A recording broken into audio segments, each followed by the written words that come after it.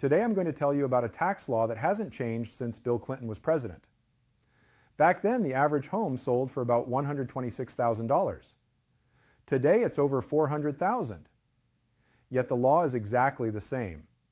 That one outdated rule may be keeping thousands of homeowners from moving, and ironically, it may be hurting today's buyers too. In today's Mortgage Minute, we will share all the details, allowing you to make better decisions when buying and selling your home. So, let's get started. Well, good afternoon, everyone. Welcome to this week's Mortgage Minute. My name is Art Alvarez with Mortgage Works, where we have the answers and they're on the house. I hope you enjoyed that little intro from my twin brother, we'll call him. But wanted to give you a little bit of a hint as to what we're going to be talking about today on the Mortgage Minute. Of course, I like to touch on the sports world, and of course, right now it's all about the World Cup. The U.S. Open, which I forgot to mention last week, finished. Wyndham Clark won that one. That was a good match, or a tournament, I should say.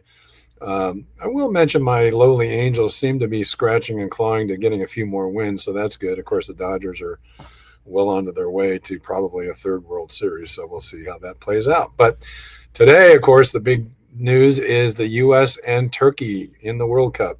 I think the game is about 7 o'clock tonight, our time, Pacific Standard Time. So be on the lookout for that. And who would have thought that with the World Cup and all the folks coming in overseas to watch the games that we could end up with a run on beer and ranch dressing. I still think that's pretty funny. But, I got to tell you, I've never been that much of a soccer fan. I didn't play it as a kid. I kind of missed that generation as given how old I am. But I got to tell you, watching some of these games, I'm getting into it. So I think I've got the World Cup bug, like a lot of folks have here in the U.S. Haven't paid attention to soccer as much as maybe we should. So some pretty exciting stuff, and I have to say I'm looking forward to the game tonight. So let's root for the U.S. Let's hope they can take another step further toward maybe going all the way. We'll see. So with that, we want to go ahead and give you the update on the stock market. Well, the stock market and the bond market and mortgage rates. Jeff likes to pull up our rate grid. And actually, what's interesting about that is no change, basically. We're still in these same low 6 levels. All the media headlines keeps talking about 6.5, 6.6. Nope. Mortgage Works were more like 6.25. FHA and VA still in the high 5s. So again, more of the same. It sounds like a broken record, but in that respect, it's a good thing, not a bad thing, that we haven't seen rates going significantly higher. And in fact, I think part of what's going on now is, of course, oil prices have dropped quite a bit. We're down to the low 70s. It was down, I think, actually got under 70 yesterday, and I think today is still right around 70 to 72 range. So, and you may have not, maybe you've noticed, I sure have. Gas prices have dropped. They are probably at least, I would say, 50, 60 cents a gallon, maybe a little bit more better than they were just a few weeks ago. So that's going in the right direction, which, of course, is a good thing to see. So let's look at the bond chart. This is a 5-day chart, goes back to last Friday, and that's the kind of move in the yield we like to see. And there's that started late in the day on Wednesday, that Wednesday dip that Jeff likes to see. And it's interesting because you would think with some of the headlines lately that this wouldn't be happening. Of course, this is on the tail of last week when we had the Fed meeting, the FOMC meeting, where it was announced after the meeting on last Wednesday, a week ago yesterday, that there was going to be no change in the Fed funds rate for the time being, and maybe not at all this year. And in fact, even a suggestion that we might have an increase in the Fed funds rate at least one time, 0.25%. Before the end of the year is over. So you would think that would not be good news for the bond market and would help keep bond yields elevated. But yet, here we go. You can see 4.396. That's pretty darn good. And, we were approaching 450 just a week or two ago. So let's go ahead and get into a few of the data points so I can show you what may or may not be happening to cause some of these moves in the bond yields and the moves to the benefit. First thing is, and it was a kind of a light week calendar-wise for data points. New home sales, though, did come out this week, and the forecast was 632,000, an increase over the previous month in April. Well, it turns out the number was disappointing. Came out at 580,000, so a big drop from what was forecast and a big drop from last month. fact, specifically about a 7.3% drop in new home sales. And when you dig into the details a little bit, essentially what the home builders are saying is, despite cutting prices, despite lots of incentives being offered toward financing for these new home buyers, it hasn't been sufficient to move the inventory quite as much as they'd like. And so that can be seen, obviously, in the May numbers. One thing that's going to do is cause builders to slow down on adding to their inventory. Worst thing for home builders to have a bunch of standing inventory where they're paying costs related to construction financing and so forth. So what you're going to see here is, these kind of numbers persist, and home builders are going to back off on building as many homes before, starting the new phase. Want to get more sale contracts booked first before they start a new phase. And then when they start a new phase, probably a fewer number of units to try to kind of keep a handle on that inventory not growing too much. The big data point this week was the PCE, the Personal Consumption Expenditures Index. This is actually the Fed's favorite inflation gauge. And for this month, or I should say for the month of May, the forecast was 0.5%. April was 0.4%. And you can see there the core PCE May forecast was 0.3, a slight uptick from April of 0.2. And then what's interesting about this is that when you look at the headlines, because this data was released today, when you look at the headlines, where the most prominent one I saw is, PCE is at a 3-year high, implying that rates are not going to fall anytime soon, and in fact could be raised. Well, let me give you what the actual numbers turned out to be. The May forecast was 0.5. It came in at 0.4. It came in lower than forecast. In fact, it came in the same as the previous month, April. How about core PCE? Forecast to be 0.3% after 0.2 in April. Well, guess what? It came in at the forecasted 0.3. So again, right on target as forecast. And then the core PCE year over year, because the 0.5 and 0.3 you see there, the first two bullet points, those are monthly figures. The core PCE, and again, core is excluding food and energy. The May forecast, again, this is an annual number, 3.4% versus April of 3.3. So again, up one tick, right as forecast. So when you look at this report, it's hard to draw a conclusion that, oh my gosh, inflation's getting worse. Well, yes, slightly worse, but as forecast. And again, remember that a big part of this number, as well as the CPI, the PPI, a lot of it is still related to oil prices. So all in all, these are actually, I thought, pretty good numbers for this particular data point release, despite the headline suggesting, more danger signs and inflation's getting worse. And you can make a conclusion or draw the conclusion that the bond market must be looking at this data the same way, because after all, the bond yields today, as you just saw in the chart we showed you, have improved the second part of this week, not gotten worse. So the bond market certainly has taken these actual release numbers in stride, and it did not reflect any sort of uptick in the bond yield that you otherwise might have expected if you only followed the headlines. So again, I can't stress that enough.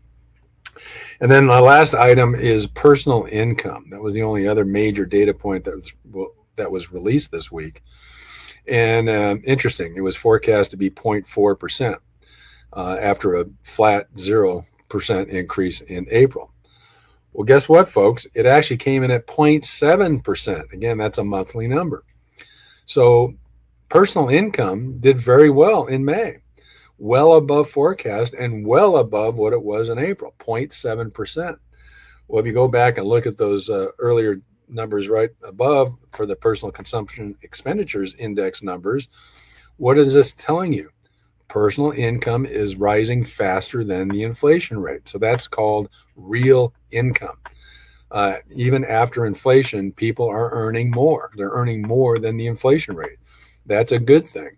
And so from that perspective, that's another sign the economy is actually doing pretty darn well.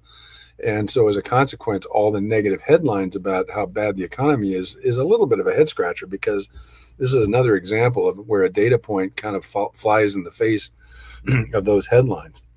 The other thing that's not on our chart right there is the GDP. There was a revision released today for the first quarter, which was originally came out at 1.6% growth in the first quarter.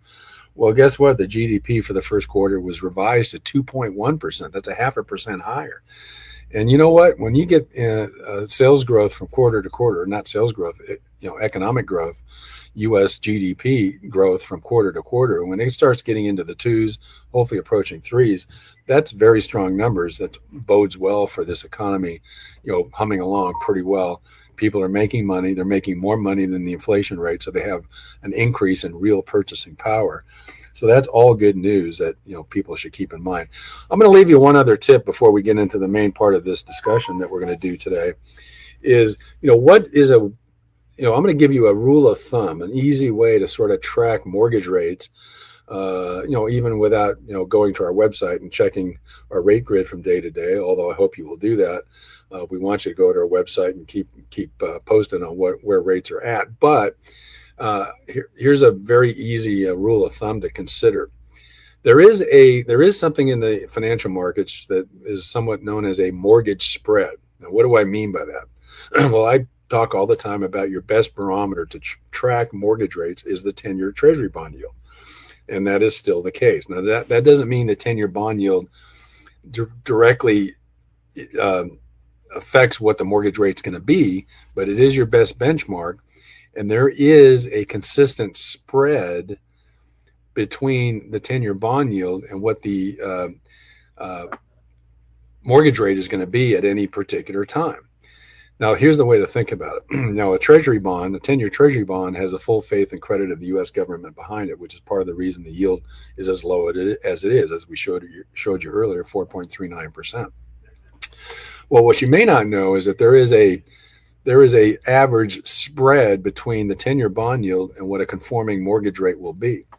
And historically, that spread has ranged from about 1.7 to 1.9%. In other words, if you look at a 10-year bond yield on any given day, you could add 1.7 to 1.9 to that and get it and have a pretty good idea where a conforming 30-year fixed rate mortgage rate is.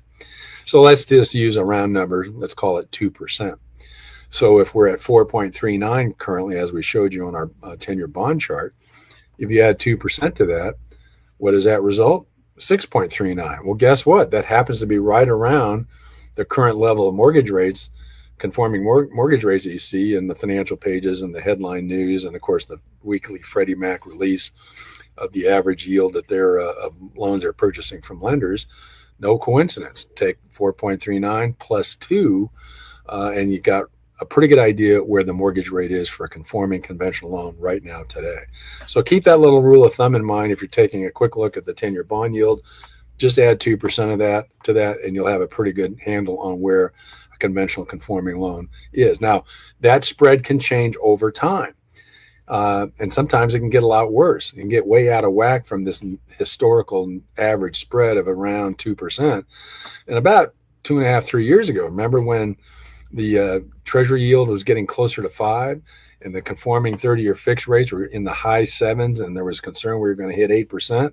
Well, why was that? Well, the spread at that time, around 2023, wasn't at 2%. It was more like 3%. And that was because an additional premium on that spread was required because inflation was much higher than the inflation rate was much higher. And so there was more risk involved with that higher inflation numbers. And that's why that spread increased, even though the 10-year bond yield hadn't gone up by 2%. But the spread from 2% to more like 3% was a big part of the reason that we saw those conforming rates at that time get so high.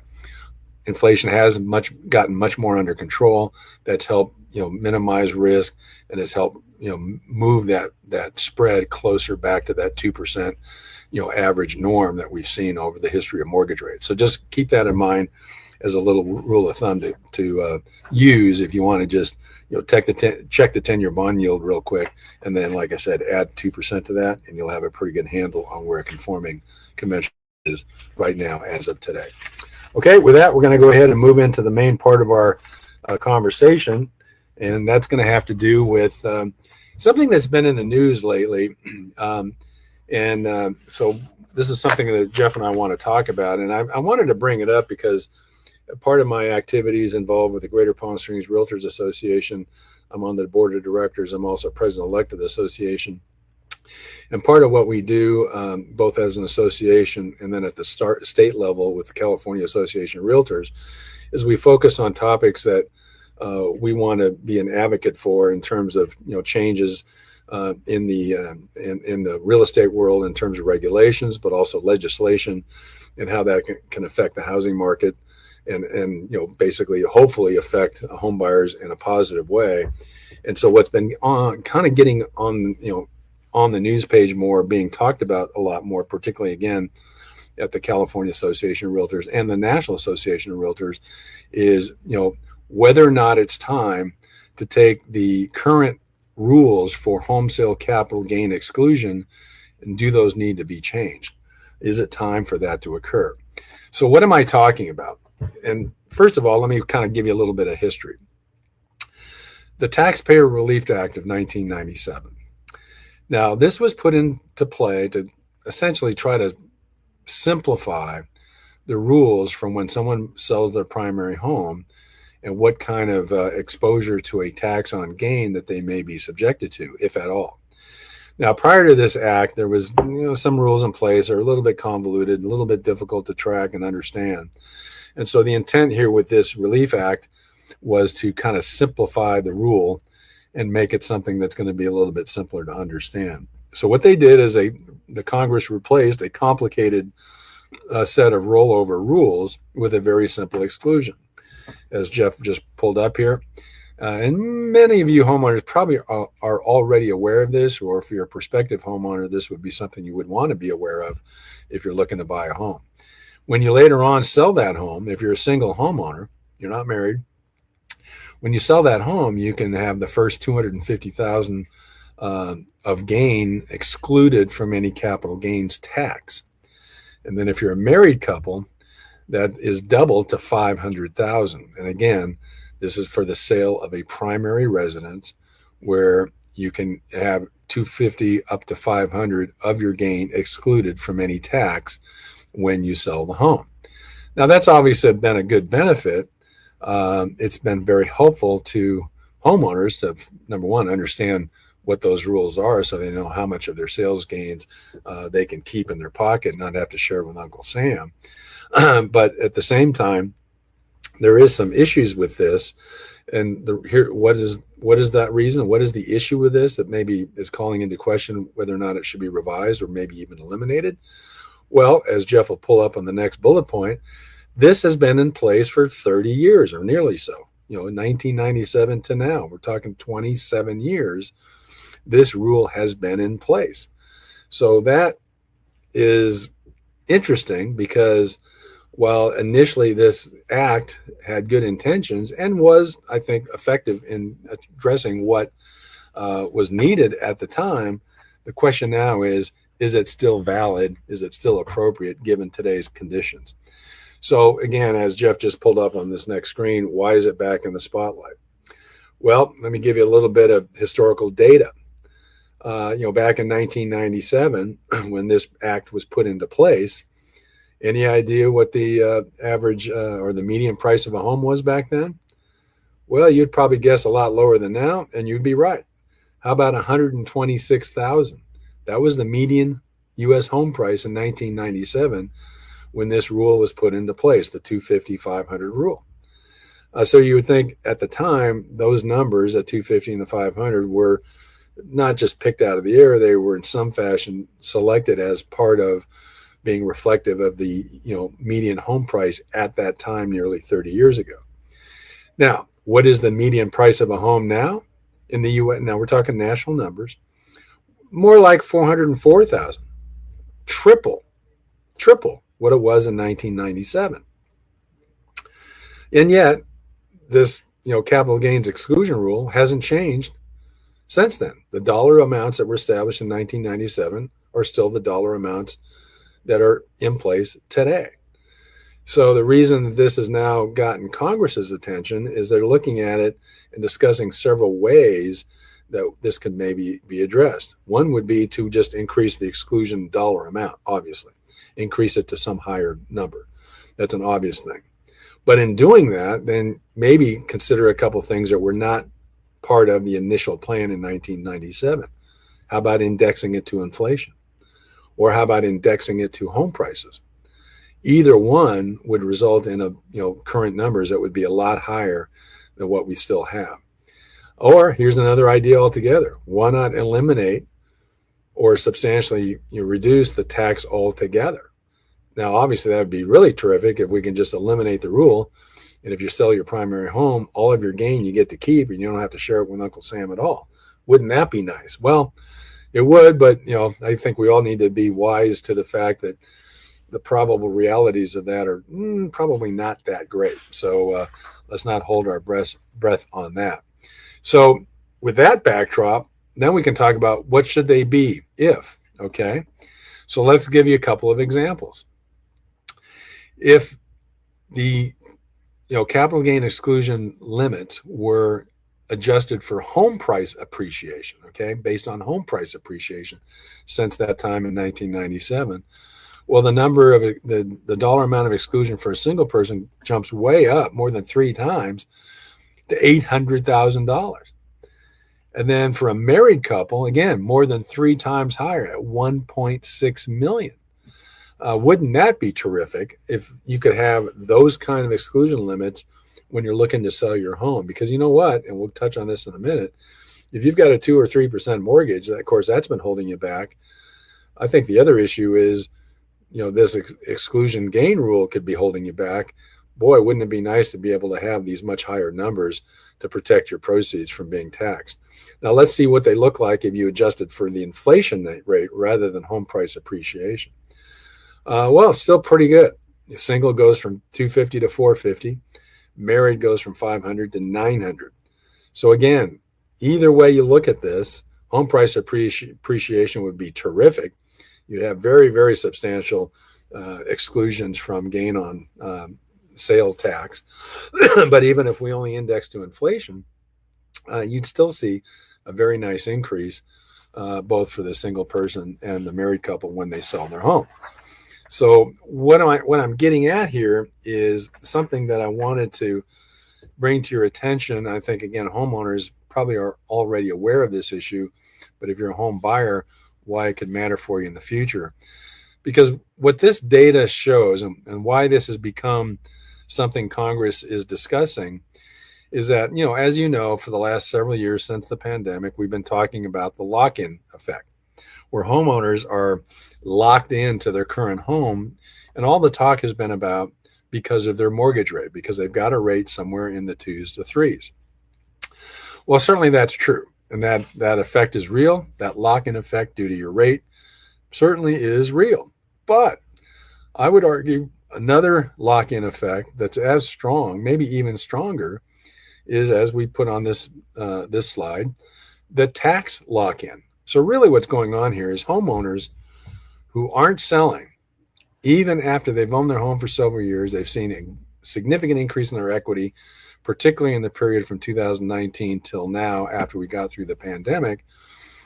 They're still feeling locked in. But what I would want you to understand is they're being locked in not just because of their interest rate, but because in a lot of cases, the amount of equity they've achieved is now so great that too much of that equity would be exposed to a substantial tax hit because the capital gain exclusion rules are simply too low and did not keep up with either the standard rate of inflation since 1997 or the appreciation rate in homes since 1977. So because of that, we've got an artificially low threshold where you're going to get taxed on your proceeds.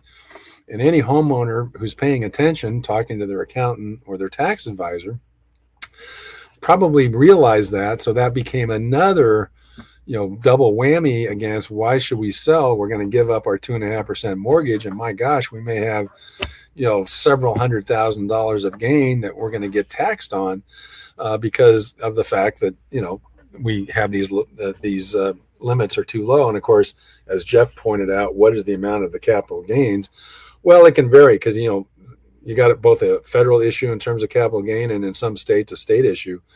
But, generally I would say you would want to plan for at least like about a 15% hit in terms of a capital gains tax hit on your sale proceeds. Again, the amount beyond those exclusion limits we already showed you.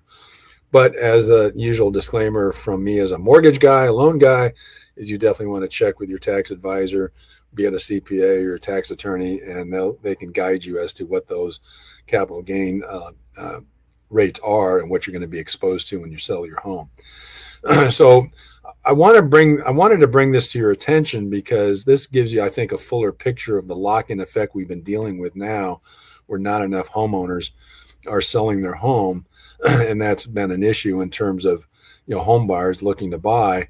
We don't have enough homes for sale. It's gotten better, but we still don't have enough homes for sale on the market for sale, and so that limited inventory, I think, is making giving buyers more challenges in terms of getting out and buying, even though in the short run there has been more of a shift to buyers having more leverage. But boy, oh boy, if we could address this issue, particularly with the tax lock-in issue of getting those capital gains exclusion limits substantially raised, what I think you'll see is a whole bunch more homes hit the market, and that's going to give buyers more choices. And of course, give the existing sellers more competition. So maybe in the short run, that could actually help prices. But eventually, you get more homes on the market, you get more buyers jumping in to try to buy. I think eventually that's going to squeeze out into higher prices. So it's all about timing and how soon you get into the game and decide to go ahead and go for it. So keep an eye on this.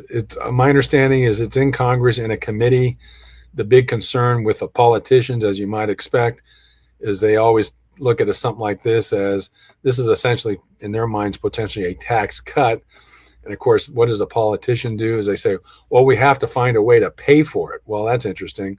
So we're talking about a proposal where people get to keep more of their money, but a politician says, well, we're going to lose revenue, and so we have to get this change. If it happens, we have to find a way for it to pay for itself. Well, this may be too complicated for most politicians, but in economics, there's something about incentives and what happens when you create policy rules that might affect people's incentives. What I would argue, any good economist could probably study this, and this is probably what needs to be done so that they can educate politicians about this, is that if we had that kind of increase in capital gains exclusion limits, I think that will prompt more homes to hit the market for sale. Of course, a politician thinks, well, if we raise those limits and get less tax, then in a static fashion, the amount of tax revenue is going to drop. Well, they're going to think that because they're going to assume the amount of homes being put on the market isn't going to change as a result of the policy change. So in their mind, static, okay, we raise the limits, less tax, we're going to get less revenue, we're not paying for the change. Well, what they're missing is when you increase those limits, people get to keep more of their sale proceeds. More of those folks, I think, are going to sell, even if they have a 2 to 3% mortgage, because they're going to realize how much more money they can capture and keep in their pocket. And so my argument would be, and I think this could be borne out with some good research, you'll probably see an increase in the number of home sales that would more than make up for the loss of tax revenue on each individual sale. So there'd be less tax revenue per home sale, but there'll be more total tax revenue because more homes will get sold. Of course, that's even before talking about all the ancillary effects. You're getting more homes sold, more realtors are getting commissions, you got more support services involved with those sales, appraisers and credit report companies and home inspectors, and all the trades that might be doing repairs on these homes, et cetera, et cetera. All that, of course, trickles down into all those folks got to get paid. That means more tax revenue and so forth and so on. So there are some real good economic benefits to making this change. And so that's why I wanted to make sure that you were aware of it. And, if you're active, talk to your local Congress people and let them know you think this is a good idea and urge them to do this, because I think it would be a big shot in the arm to address our housing problem and give more and more people housing opportunity. And yes, as Jeff just put up there, this definitely could be very much a win-win proposition for all. And I really wanted to see this happen. Now, with all that said, I want to finish up here and talk about, okay, let's assume these capital gains exclusion limits get raised considerably. So if that were to happen, what do you do as a prospective home buyer? Well, in this first panel that Jeff just pulled up, I want you to think beyond the interest rate. You have to consider that, folks will talk about when you buy a car, it's all about the payment. Well, yeah, when you buy a home, of course, there's this obsession with the rate, and the rate has become the bad guy in terms of that's the reason people aren't buying is because rates are too high, because we haven't gotten out of our heads that artificial period during the pandemic when rates were at levels never seen before and will not see again in our lifetimes. So what I want you to realize is that when it comes to buying a home, you've got to think beyond just the rate. You've got to think in terms of you've really got three issues that you should be focusing on, and that could be part of your negotiation. There's the price, there's the financing, and then how much do you need for cash to close? And that's, of course, down payment and closing costs. So really what you want to think about is a smart strategy has got to incorporate all three of these aspects of the transaction, not just focused on the rate. So that's point number one. Now, point number two is one option to consider. And what you would do here is use your purchase price for a seller paid buy down. Now, obviously not news. I've been talking about this forever. Some of you are going, oh my gosh, here comes Art again with the buy downs are the bomb.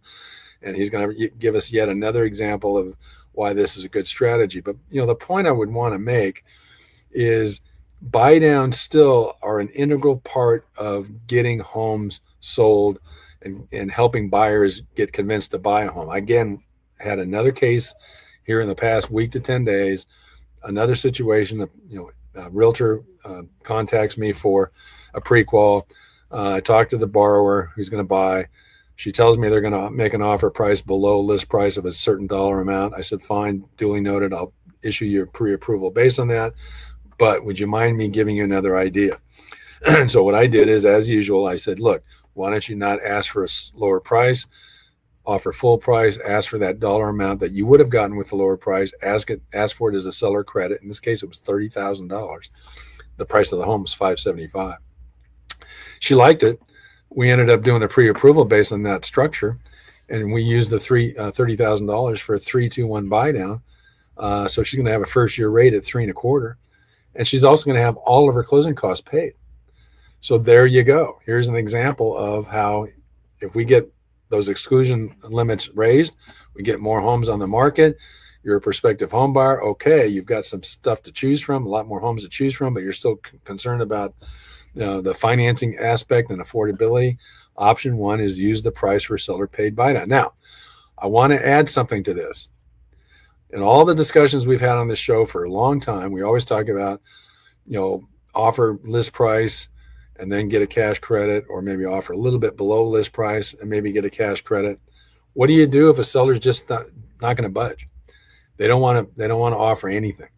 They don't want to take a lower price. They don't want to offer a seller credit out of their proceeds. They want their price and they're sticking to it. Well, let's assume you end up deciding you like the home so much you still want to buy it, but you still want to get a chance at doing something with the loan, but with the buying down of the rate. Understand, and I've been involved in a few of these, think of it this way. In your offer price, offer a price where you are essentially financing your temporary buy down through the seller's money, but you're doing it by offering above the list price. In that case of $575,000, you could offer $605,000, still ask for $30,000.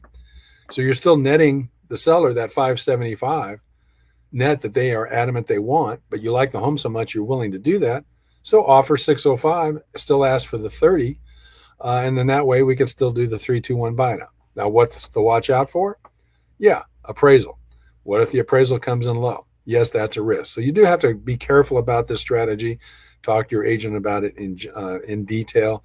Talk to us, and we can help you evaluate whether or not that's going to be a risk. But point I want to make is that is another option. So essentially, you're financing your desire to get a 3-2-1 buy down and getting your closing costs covered. You're financing that through a premium on your offer price. That is okay. again, just be mindful of appraisal issues and making sure you think that that home will appraise. But that is a viable option. I've been involved with transactions like that, and it really does work. Now, the next option, number 3, that Jeff just pulled up, is, using lender credits to reduce your cash needed to close. Now, what does that mean? Well, from time to time, I'll get somebody who will say, look, I'm trying to reduce my cash outlay, both down payment and closing costs. And maybe we're a situation where seller's just not willing to offer anything as a credit to cover closing costs. And maybe the buyer's, squeamish about offering above list price in order to get that credit to cover their closing costs.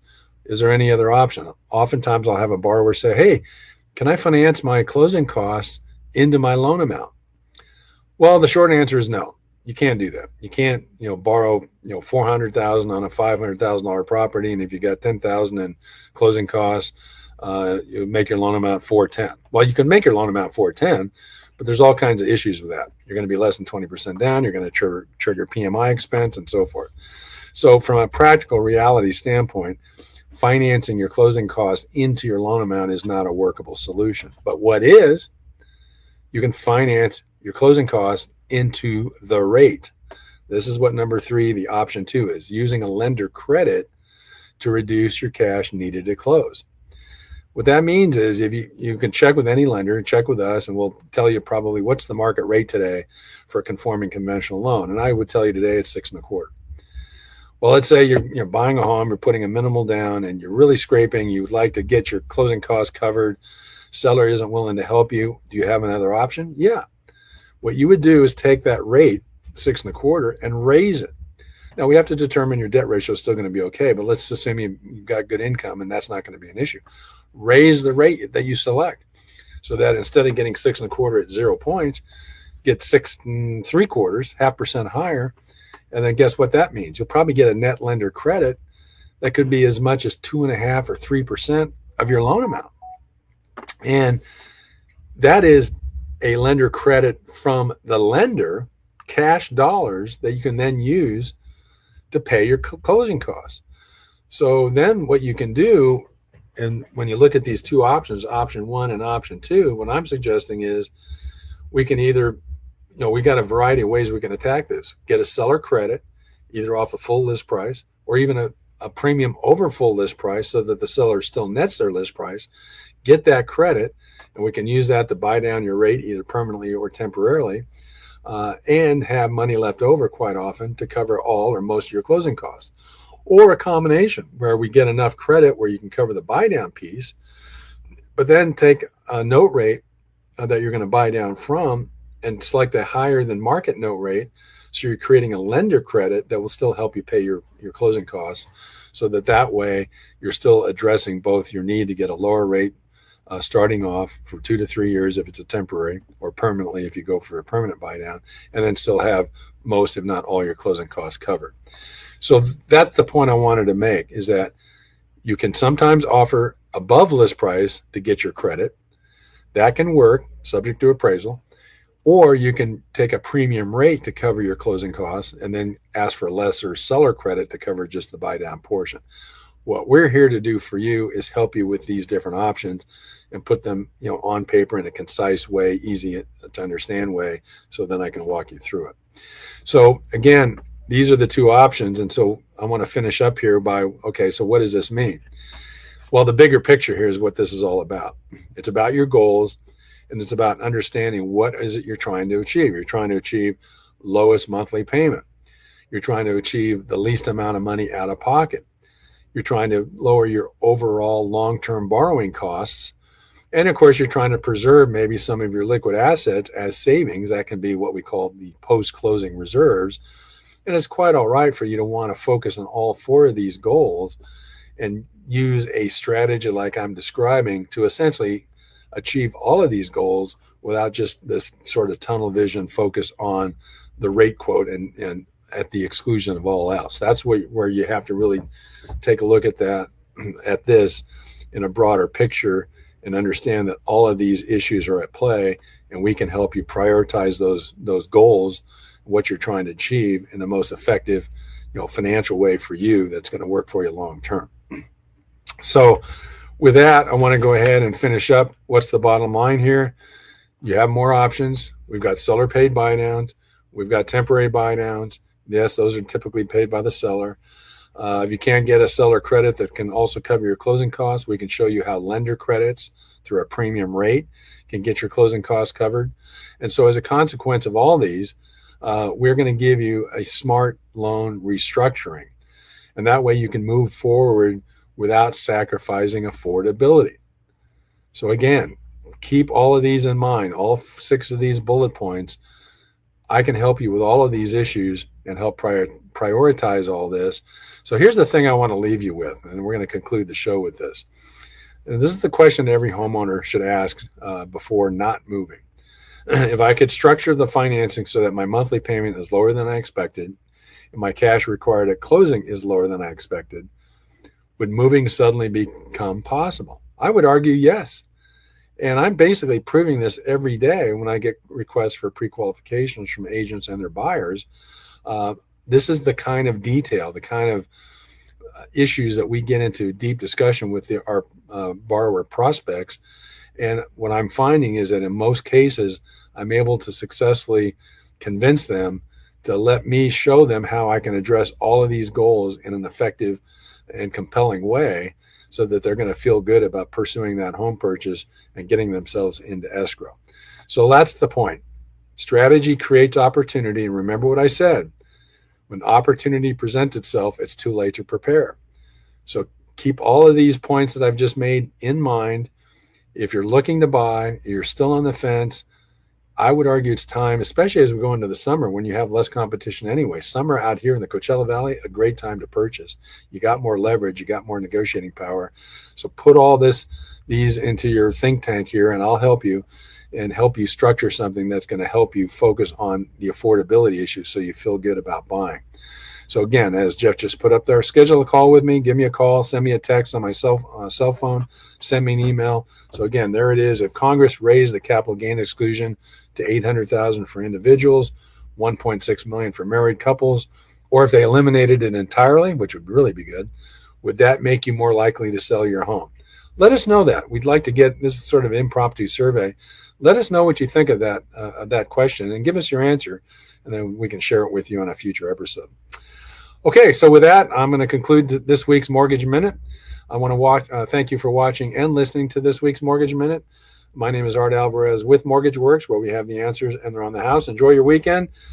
Be sure to check out that U.S. versus Turkey World Cup game. Let's go and cheer on the U.S. team and see if they can go all the way. So with that, have a good weekend. So long. Take care.